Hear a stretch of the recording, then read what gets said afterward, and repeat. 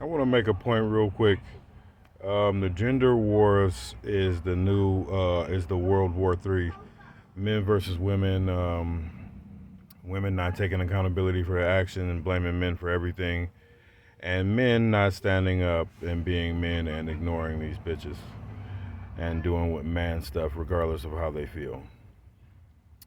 Um, I'm gonna title this video "If Black Women Had a Preference for Scientists,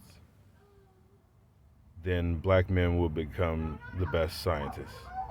I say that because 90% of young Black men want to become rappers, and that's because once you become a celebrity rapper, that is the only time that you'll get any type of reverence, love, or respect from women, and particularly black women, because most rappers are black, and our women, or what we consider to be our women, are black women.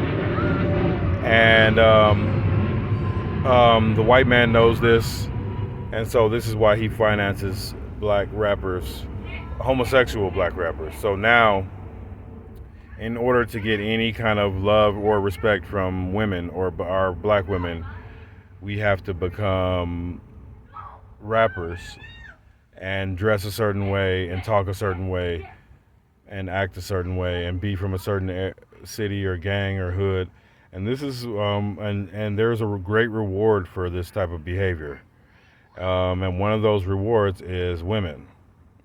And my thing is, if becoming a rapper is non-productive and destructive to our community, and also dangerous and a hazard to your health, why are our women demanding that our men become these caricatures of what a real man is supposed to be? And what I mean by that is, if women did not give so much credence and so much validity to rappers who are vile and depraved, and they subject our children to all types of profanity and disgusting behavior. If our women would just say, "Hey, you know what? Being a rapper is not what we want our children and our men to be or act like or behave like," and just totally ignore these people and have a preference. Like we know that women have the capacity to control what a man is supposed to be. For example, like black women all of a sudden now they have a preference for white men. But all these years they've been telling us they had a preference for thugs and gangsters, so that's what our men became. And then overnight they switched it to white men.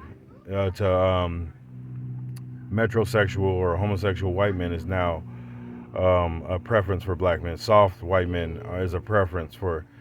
So a white man can be soft and he doesn't have to wear chains and he doesn't have to be fake or have a facade to attract black women. But a black man has to be a gangster rapper, or he has to carry a man purse, or have jewelry to be respected by black women. I don't understand that. How come we don't have to say, how come a white man doesn't have to be a rapper to be with a black woman? How come a white man doesn't have to be a gangster to be with a black woman or to get a black woman's attention? A white man or a Mexican man can just be that. They don't have to have a facade. They don't have to have a certain type of job. They don't have to be. They don't have to have a house. They don't have to have a car. They could just be themselves, and black women will accept them for who they are. But as a black man, our women put us in a position to where we have to have a facade, and we have to be a caricature of ourselves. And what we're supposed to be is dictated by ultimately the white man, because he's the one that is perpetuating these images, and he's the one that's financing these behaviors and images. And it's sad because black women and white men are the most powerful entities in this society today, and that's why they get along so well with one another, because they have a common opposition or a common enemy, and that happens to be, unfortunately, black men. Black women are in competition with black men, and so are white men, and they have a one up or advantage over us as black men, because they don't won't admit that they're in competition with us. Like black women clearly want to be black men. I mean, look at dykes, look at lesbian black women. They copy and emulate black men. You know what I'm saying? Lesbians are have penis envy. That's why they become lesbians, because deep down inside they want to be men, and that is what causes the tension between men and women. Is because secretly women want to be men, and because they can't, it makes them have a sort of animosity or hatred towards men, because overall men are stronger creatures, and I would say smarter. Even though we've been brainwashed to say that women are smarter, but what do women build? What do women create? Everything modern in society, or all high technology, is created by men, whether it be cars or trains or boats.